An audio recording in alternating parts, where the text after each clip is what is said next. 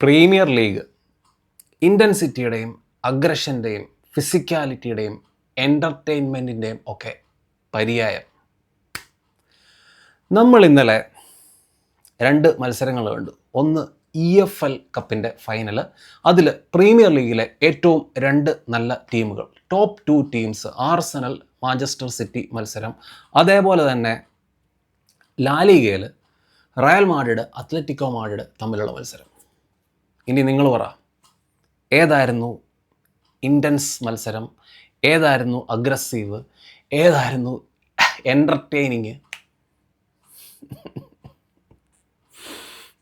നമുക്കറിയാം Atletico Madrid കളിക്കുന്ന ഒരു രീതി, അവർ ആ അഗ്രഷനും ഫിസിക്കാലിറ്റിയും ഒക്കെ ഏറ്റവും കൂടുതൽ കാണിക്കുന്ന, കൺസിസ്റ്റൻ്റായിട്ട് ലാലിഗയിൽ കാണിക്കുന്ന ഒരു ടീമാണ് അത്ലറ്റിക്കോ, ഈ സിമിയോണിയുടെ ഈ ഒരു അത്ലറ്റിക്കോ മാഡ്രിഡ്. പക്ഷേ റയൽ മാഡ്രിഡ് കഴിഞ്ഞ 1-2 മത്സരങ്ങളായിട്ട് മാഞ്ചസ്റ്റർ സിറ്റിക്കെതിരെയും അതേപോലെ തന്നെ ഈ അത്ലറ്റിക്കോ മാഡ്രിഡ് ഇതുപോലെ വിയർപ്പൊഴുക്കി കളിക്കുന്ന അത്ലറ്റിക്കോ മാഡ്രിഡിനെതിരെ കളിച്ച കളി, അവരുടെ അഗ്രഷനെയും അത്ലറ്റിക്കോ മാഡ്രിഡിൻ്റെ അഗ്രഷനെയും ഇൻറ്റൻസിറ്റിയെയും ഒക്കെ മറികടക്കുന്ന തരം അഗ്രഷൻ റയൽ മാഡ്രിഡ് ഇന്നലെ ബേർണബയൂവിൽ കാഴ്ച വെച്ചു. ഓരോ പ്രാവശ്യവും റയൽ മാഡ്രിഡിൻ്റെ പ്ലെയേഴ്സ്, എസ്പെഷ്യലി നിങ്ങൾ ഫൈനൽ തേർഡൊക്കെ നോക്കിയാൽ അവരുടെ പ്ലെയേഴ്സ് ബോൾ ലൂസ് ചെയ്യുമ്പോഴത്തേനും ഉള്ള കൗണ്ടർ പ്രസ്, മാരക പ്രസ് എന്നൊക്കെ പറഞ്ഞു കഴിഞ്ഞാൽ എന്താ പറയുക, ബ്രയൻ ഡിയാസ്, വാൽവേർഡെ, ഫ്രാൻ ഗാർസിയ, അതുപോലെ തന്നെ കാർവഹാലൊക്കെ WWE ഫുട്ബോളാണ് പുള്ളി കളിച്ചുകൊണ്ടിരിക്കുന്നത്. തുടക്കത്തിൽ ലോറൻ്റെക്കെതിരെ നടത്തിയ ടാക്കിള്, അത് കഴിഞ്ഞ് സെമിയോണിക്കെതിരെ, എൻ്റെ പൊന്നെ, ഒരേ ഒരു പ്രശ്നം എന്ന് പറഞ്ഞാൽ ഇങ്ങനത്തെ തരം ഇത്രയും ഇൻറ്റൻസ് ആയിട്ടുള്ള ഫുട്ബോൾ സ്റ്റാർട്ടിങ് മുതൽ എൻഡിങ് വരെ കളിക്കുക, മാച്ച് ആഫ്റ്റർ മാച്ച് കളിക്കുക എന്നൊക്കെ പറയുന്നത് കുറച്ച് ബുദ്ധിമുട്ട് തന്നെയാണ്. മത്സരം കഴിഞ്ഞപ്പോഴുള്ള ആ ഒരു റയൽ മാഡ്രിഡിൻ്റെ പ്ലെയേഴ്സിൻ്റെ ഒക്കെ അവസ്ഥ നിങ്ങൾ കണ്ടതാണ്. ഓരോരുത്തരായിട്ട് പെടന്ന് പിച്ചിൽ വീഴുക, ചോമേനി അടക്കം ഉള്ള ആൾക്കാർ. തുടക്കം മുതലുള്ള അറ്റാക്സ് നോക്കിയാൽ റയൽ മാഡ്രിഡ് തന്നെയായിരുന്നു ബെറ്റർ ടീം. ഫസ്റ്റ് ഹാഫ് നോക്കിയാൽ Real Madrid, Atletico chance create ചെയ്യുന്നില്ല എന്നല്ല ഞാൻ പറഞ്ഞത്, അത്ലറ്റിക്കോ ചാൻസ് ക്രിയേറ്റ് ചെയ്യുന്നുണ്ട്. പക്ഷേ കൂടുതൽ ചാൻസ്, കൂടുതൽ അഗ്രസീവ്, കൂടുതൽ ഇൻറ്റൻറ്റ് ഇതെല്ലാം റയലിൻ്റെ ഭാഗത്തു നിന്നാണ്. വാൽവേർഡേക്കും ചോമേനിക്കും കാർവഹാലിനും ഒക്കെ ചാൻസ് കിട്ടുന്നു, ആർദാ ഗുള്ളറിൻ്റെ വോളി. പക്ഷെ അവർ സ്കോർ ചെയ്യുന്നില്ല എന്നുള്ള ഒരു പ്രശ്നമേ ഉള്ളായിരുന്നു. അതിൻ്റെ ഇടയ്ക്ക് നൈസായിട്ട് പോയിട്ട് ലുക്മാൻ സ്കോർ ചെയ്ത് 1-0 ഫസ്റ്റ് ഹാഫ് അവസാനിക്കുന്നു. സെക്കൻഡ് ഹാഫ് പക്ഷേ സെക്കൻഡ് ഹാഫിൻ്റെ തുടക്കത്തിൽ തന്നെ റയൽ മാഡ്രിഡ് തിരിച്ചടിക്കുന്നുണ്ട്. 50ാമത്തെ മിനിറ്റിൽ റയൽ മാഡ്രിഡ് തിരിച്ചടിച്ചു. ബ്രയൻ ഡിയാസിനെ ഹാങ്കോ ഫൗള് ചെയ്യുന്നു, പെനാൽറ്റി, വിനീഷ്യസ് സ്കോർ ചെയ്യുന്നു. അപ്പം സെക്കൻഡ് ഹാഫിൻ്റെ തുടക്കം മുതലുള്ള അവരുടെ അറ്റംപ്റ്റ് അത് തന്നെയായിരുന്നു. നമുക്കറിയാം അവർ 1 ഗോളിന് മുന്നിൽ നിൽക്കുന്നു, അത്ലറ്റിക്കോ 1 ഗോളിന് മുന്നിൽ നിൽക്കുന്നു. അതുകൊണ്ട് തന്നെ അത്ലറ്റിക്കോ മാക്സിമം അഗ്രസീവായിട്ട് പ്രസ് ചെയ്യും, മാക്സിമം ഡിഫൻസിൽ കുറേ കൂടെ കോൺസെൻട്രേറ്റ് ചെയ്ത് നിൽക്കും. അപ്പോൾ അതുകൊണ്ട് തന്നെ മാക്സിമം ഇവരെ പുഷ് ചെയ്ത് ഇവരുടെ ബോക്സിലേക്ക് തള്ളി പുഷ് ചെയ്ത് നിർത്തി കൂടുതൽ പ്ലെയേഴ്സിനെ ഓവർലോഡ് ചെയ്ത് ഫൈനൽ തേർഡിൽ അറ്റാക്സിലേക്ക് കൊണ്ടുവരാൻ റയൽ ശ്രമിച്ചു. കൂടുതൽ ത്രൂ ബോൾസ്, കൂടുതൽ റണ്ണേഴ്സ്. സ്വാഭാവികമായിട്ട് ആ ഒരു ഫൗള് വരേണ്ടതായിരുന്നു. അങ്ങനെ ആ ഒരു ഫൗള് ചെയ്യുന്നു, പെനാൽറ്റി കിട്ടുന്നു. അത് കഴിഞ്ഞ് 5 മിനിറ്റിന് ശേഷമാണ് വാൽവേർഡെ അടുത്ത ഗോള് സബ്സ്റ്റിറ്റ്യൂട്ടായിട്ട് സെമിയോണി കൊണ്ടുവന്ന ഹോസെ ഗിമെനസ്. നമുക്ക് എല്ലാവർക്കും അറിയാം, ഓൺ ദ ബോൾ കുറച്ച് മോശമായിട്ടുള്ള പ്ലെയറാണ്. പുള്ളിയെ പ്രസ് ചെയ്യുന്നു, ബോൾ വിൻ ചെയ്യുന്നു, വാൽവേർഡെ ഗോള് അടിക്കുന്നു, 2-1 മുന്നിൽ വരുന്നു. അത് കഴിഞ്ഞ് അത്ലറ്റിക്കോ സ്കോർ ചെയ്ത ഗോള്, മൊളീനയുടെ ഭയങ്കര ഗോള്. ആ ഗോളൊക്കെ കണ്ട് ശരിക്കും സിമിയോണിക്ക് വരെ കിളി പോയി. സിമിയോണി ഒരു 2 മിനിറ്റ് ഈ പരിപാടിയായിരുന്നു, അത് നമ്മളും ചെയ്തേ പറ്റത്തുള്ളൂ, ആ രീതിയിലുള്ള ഗോള്.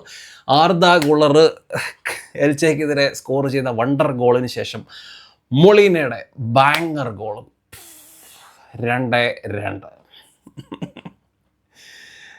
പിന്നെ തിരിച്ച് റയൽ വന്ന് വിനീഷ്യസിലൂടെ ആ ഒരു തിരിച്ച് ഗോൾ അടിക്കുന്നു. അത് ശരിക്കും ടീം ഒരു ഗോൾ ഇങ്ങോട്ട് വരുന്നു, തിരിച്ചടിക്കുന്നു, തിരിച്ച് വീണ്ടും ഗോള്.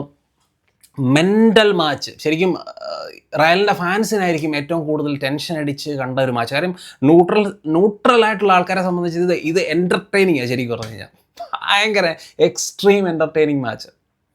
പ്രത്യേകിച്ച് റയൽ മാഡ്രിഡ് ഫാൻസ് ഏറ്റവും കൂടുതൽ ടെൻഷൻ അടിച്ച സന്ദർഭം എന്ന് പറയുന്നത് വാൽവേർഡയുടെ റെഡ് കാർഡ് ഇൻസിഡൻറ്റ്. വാൽവേർഡയുടെ റെഡ് കാർഡ് ഇൻസിഡൻസിൽ എനിക്കറിയാം അതൊരു സ്പ്ലിറ്റ് ഓഫ് ഒപ്പീനിയൻ ആണെന്ന് എനിക്ക് ഉറപ്പിച്ചറിയാം. തൊടാൻ പോകുന്നതും കുറച്ച് ഡേഞ്ചർ ആണെന്നും എനിക്കറിയാം. പക്ഷേ ആ ഒരു റെഡ് കാർഡ് കൊടുക്കാനുള്ള എക്സ്പ്ലനേഷൻ റഫറി പറയുന്നത് എന്താണെന്ന് വെച്ച് കഴിഞ്ഞാൽ വാൽവേർഡയുടെ അറ്റംപ്റ്റ് ബാക്കിൽ നിന്നായിരുന്നു. ഓക്കെ, അത് ശരി തന്നെ, ബാക്കിൽ നിന്നുള്ള അറ്റംപ്റ്റ് ആയിരുന്നു. അതുപോലെ തന്നെ പുള്ളി ബോൾ പ്ലേ ചെയ്യുക എന്നുള്ളതല്ലായിരുന്നു പുള്ളിയുടെ ഉദ്യമം. പുള്ളിയുടെ ആ ഒരു ഉദ്യമം എന്ന് പറയുന്നത് നമ്മുടെ അലക്സ് ബൈനെ ഹേർട്ട് ചെയ്യുക എന്നുള്ളതായിരുന്നു എന്നാണ് റഫറിയുടെ എക്സ്പ്ലനേഷൻ. ഞാനിവിടെ കുറച്ച് സ്ക്രീൻഷോട്ട് അതിൻ്റെ ഒരു ചെറിയ 1-2 സ്ക്രീൻഷോട്ട് ഞാൻ കാണിക്കാം. അപ്പോൾ ഇതിൽ നിന്ന് നിങ്ങൾക്ക് എന്താണ് മനസ്സിലാക്കുന്നത്? നിങ്ങൾ കുറച്ച് ന്യൂട്രലായിട്ട് ചിന്തിക്കുക. എനിക്കറിയാം ഇത് കഴിയുമ്പോഴത്തേനും ബാർസലോണ ഫാൻസ് എന്താണെങ്കിലും ചീത്ത വിളിക്കും എന്നെനിക്കറിയാം. പക്ഷേ ഇതൊരു യെല്ലോയ്ക്കുള്ള ഒഫൻസായിട്ടാണ് എനിക്ക് പേഴ്സണലി എനിക്ക് തോന്നിയത്. അത് ബോളിനെ പ്ലേ ചെയ്യാൻ തന്നെ വാൽവേർഡെ ശ്രമിച്ച പോലാണ് എനിക്ക് പേഴ്സണലി തോന്നിയത്. നിങ്ങൾ ചീത്ത വിളിച്ചോ, ചിലപ്പം റയൽ മാഡ്രിഡിനെ നീ താങ്ങിക്കോ എന്നൊക്കെ പറയാം. പക്ഷേ എനിക്ക് സത്യസന്ധമായിട്ട് എനിക്ക് തോന്നി ആ ഒരു ഫൗൾ, അല്ലെങ്കിൽ ആ ഒരു ഫൗൾ കുറച്ചുകൂടെ കാലയിൽ കുറച്ചുകൂടെ മേളിൽ വല്ലതും ആയിരുന്നെങ്കിൽ റെഡ് ഒഫൻസ് ആയിരുന്നു. അപ്പം ഇത് പറയുമ്പോൾ തന്നെ വേറൊരു സാധനം പറയണം. സെക്കൻഡ് ഹാഫിൻ്റെ തുടക്കത്തിൽ തന്നെ ഫസ്റ്റ് ഹാഫിൽ യെല്ലോ മേടിച്ച് നിന്ന ജോണി കർഡോസോ ബ്രൈൻ ഡിയാസിൻ്റെ ഒരു കൗണ്ടർ അറ്റാക്കിംഗ് ബ്ലോക്ക് ചെയ്യുന്നുണ്ട്.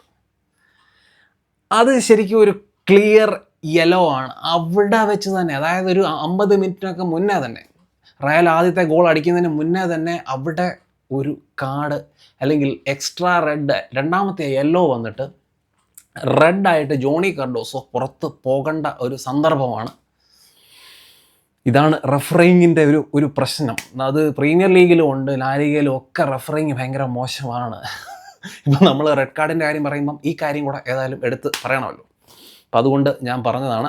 അപ്പം ഏതായാലും ഈ വാൽവേർഡെ പുറത്തായി കഴിഞ്ഞ് കുറച്ച് നേരം എന്ന് പറയുന്നത് റയൽ മാഡ്രിഡ് ഫാൻസ്, എനിക്കറിയാം അവരുടെ നെഞ്ചിടിപ്പ് നല്ല രീതിയിൽ കൂട്ടിയ സന്ദർഭമാണ്. ഒരു 10-15 ലാസ്റ്റത്തെ ഒരു 10-15 മിനിറ്റ്